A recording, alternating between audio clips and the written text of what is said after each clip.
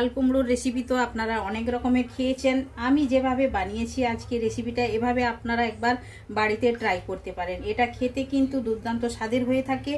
আর এটা গরম গরম রাইসের সঙ্গে, রুটির সঙ্গে, পরোটার সঙ্গে, যেটার সঙ্গে আপনারা খাবেন খুবই ভালো লাগবে। আর আমি বানিয়েছি আজকে আলু আর মটর আর লাল কুমড়ো, এই তিনটে জিনিস দিয়ে মিশ্রণ দিয়ে আমি কুমড়ো ছক্কাটা বানিয়েছি। তো আপনারা এই রেসিপিটা একবার ট্রাই করতে পারেন। তাহলে চলুন আমি কেমন ভাবে বানিয়েছি পুরো ভিডিওতে দেখে নেওয়া যাক।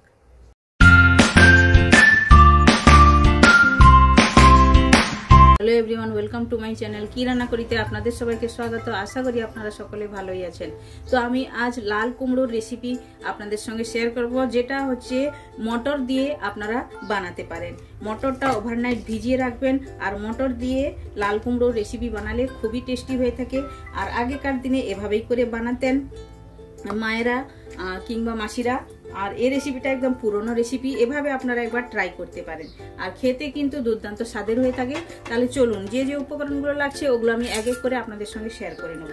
তো প্রথমেই আমি নিয়ে নিয়েছি লাল কুমড়ো, এভাবেই বড় সাইজ করে কেটে নিয়েছি। আর আলু নিয়েছি, এরকম ডুমো ডুমো করে কেটে নিয়েছি। আলু আমি দুটো নিয়েছি। আর ভেজানো মটর নিয়েছি। ভেজানো মটরটা আমি ওভারনাইট ভিজিয়ে রেখেছিলাম, 50 গ্রাম মটর ভিজিয়ে রেখেছিলাম, ওটা আমি নিয়েছি। আর যে মশলাগুলো লাগছে ওগুলো আমি এক এক করে আপনাদের সঙ্গে শেয়ার করে নেব। একটি পেঁয়াজ আমি এভাবে কেটে নিয়েছি। রসুন আমি গ্রেট করে নিয়েছি, 3 থেকে 4 কোয়া রসুন গ্রেট করে নিয়েছি। আদা আধা ইঞ্চ আদাও গ্রেট করে নিয়েছি। একটি টমেটো নিয়েছি কেটে। আর 4টে কাঁচা লঙ্কা নিয়েছি। আর শুকনো মশলার মধ্যে লাগছে লাল লঙ্কার গুঁড়ি, ধনে গুঁড়ি, আর ভাজা মশলা, হলুদ গুঁড়ো। এগুলো তো বেসিক মশলা লাগবে। আর ওইগুলো আমি যখন সবজিতে দেব এক এক করে আপনাদের সঙ্গে শেয়ার করে নেব। তাহলে চলুন গ্যাসটা চালু করা যাক। তো কড়াইটা গ্যাসের মধ্যে বসিয়ে দিয়েছি আর তেলও দিয়ে দিয়েছি। আর তেলটা গরম হওয়ার জন্য একটু আমি অপেক্ষা করব। আর প্রথমে আমি ফোড়নে দেব। তেলটা আমার গরমও হয়ে গেছে। দিলাম একটি শুকনো লঙ্কা, আর দেব 2টো তেজপাতা আর 5 ফোড়ন। 5 ফোড়ন দিয়ে এই রেসিপিটা বানালে খেতে কিন্তু দুর্দান্ত স্বাদের হয়ে থাকে। আপনারা এভাবে ট্রাই করতে পারেন। এটা খুশবু আসা পর্যন্ত ভেজে নিতে হবে ভালো করে। 5 ফোড়নটা, শুকনো লঙ্কা, 5 ফোড়ন, তেজপাতা। তো দেখুন খুবই সুন্দর একটা ভাজা ভাজা গন্ধ আসছে, আর কালারটাও চেঞ্জ হয়ে গেছে। এখন আমি দিয়ে দেবো কুচনো পেঁয়াজ। কুচনো পেঁয়াজটা দিয়ে পেঁয়াজটা ব্রাউন করে ভেজে নেব। আর আপনারা পুরো ভিডিওটা দেখতে থাকুন, আশা করি আপনাদের ভালোই লাগবে। আর এভাবে রেসিপিটা আপনারা ট্রাই করতে পারেন।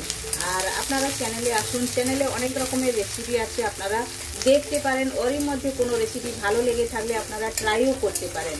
আর ভিডিও যদি আপনাদের ভালো লেগে থাকে আপনারা বেশি বেশি করে শেয়ার করুন। আর একটি রিকোয়েস্ট আপনাদের কাছে, আপনারা ভিডিও অনেকেই দেখছেন কিন্তু সাবস্ক্রাইব করেননি, প্লিজ চ্যানেলটি সাবস্ক্রাইব করে নেবেন। তাহলে আগে গিয়ে ভিডিও বানাতে আমি খুবই উৎসাহিত হব। আর আপনারা এভাবে যদি আমার সঙ্গে থাকেন, তাহলে চলুন ভিডিওটা আপনারা দেখতে থাকুন। আর কিভাবে আমি বানাচ্ছি আপনারা দেখুন। এভাবে একবার বাড়িতে ট্রাই করতে পারেন। এটা ভাত, রুটি, পরোটার সঙ্গে একদম জমে যায়। তো দেখুন পেঁয়াজটা হালকা হালকা ব্রাউন হয়েছে। এখন দিয়ে দেবো রসুন কুচনো আর থেতো করা আদা মানে গ্রেট করে নিয়েছি। আদা রসুন দুটোই আমি গ্রেট করে নিয়েছি। এই দুটো আমি দিয়ে এটা ভালো করে খুশবু আসা পর্যন্ত ভেজে নিতে হবে, কষিয়ে নিতে হবে ভালো করে মশলাটা। মশলাটা যত ভালোভাবে কষাবে খেতে ততটাই টেস্টি হবে। যে কোনো রেসিপি মশলা কষানোর কাছে সবজির টেস্ট ভালো হয়ে থাকে। দেখুন এটা ভালোভাবে কষিয়ে নেব, খুবই সুন্দর একটা অ্যারোমা আসবে। আর রসুনটা ভালোভাবে কষিয়ে নিয়েছি, আদা রসুনটা।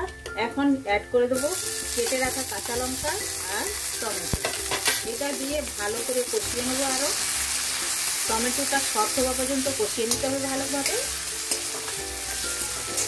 আর টমেটোটা তাড়াতাড়ি সফট হওয়ার জন্য লবণ দিয়ে দেবো।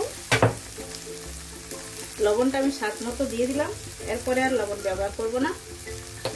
দিয়ে ভালো করে কষালে এটা টমেটোটা খুবই সুন্দরভাবে সফট হয়ে যাবে আর তাড়াতাড়ি হবে। লবণটা দেওয়ার জন্য তাড়াতাড়ি সফট হয়ে যাবে টমেটোটা। একটা ঢাকন লাগিয়ে দিলে তো আরও তাড়াতাড়ি হয়ে যাবে। তো ঢাকনাটা খুলে নিয়েছি, আমি 1 মিনিটের জন্য দিয়ে দিয়েছিলাম। দেখুন টমেটোটা অনেকটাই সফট হয়ে গেছে একদম ভালোভাবে।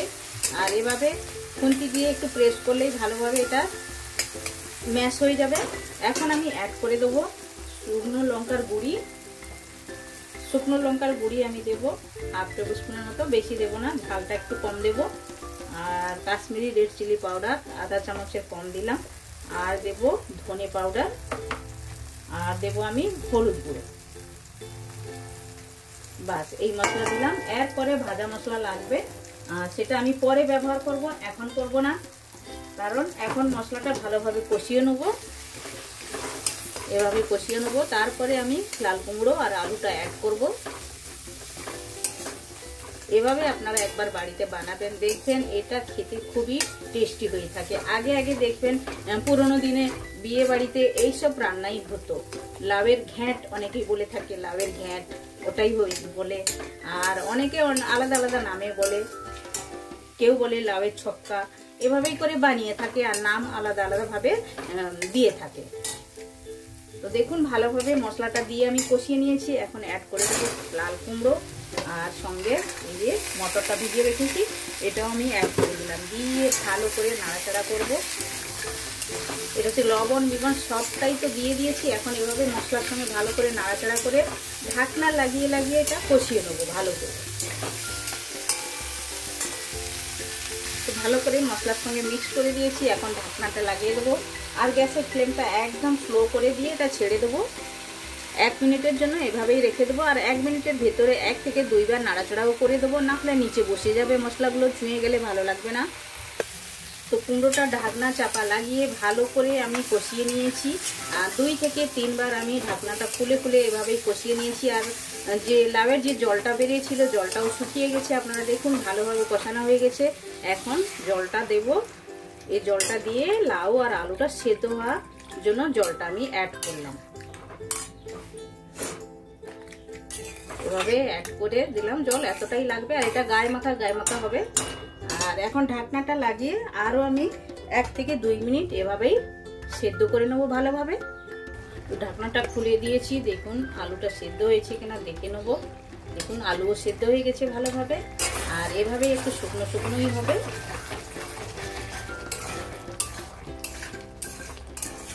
এখন আমি দিয়ে দেবো 1 চামচ চিনি,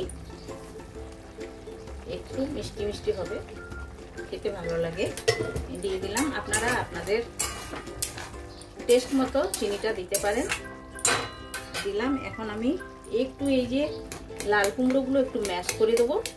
আলু ম্যাশ করার দরকার নেই, আলুটা একটু গোটা থাকলে খেতে ভালো লাগে।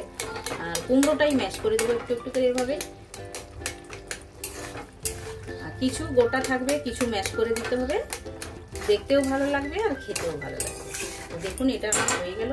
এখন আমি দিয়ে দেবো ধনেপাতা, উপর থেকে ছড়িয়ে দেবো। ধনেপাতা অ্যাড করে দিলাম।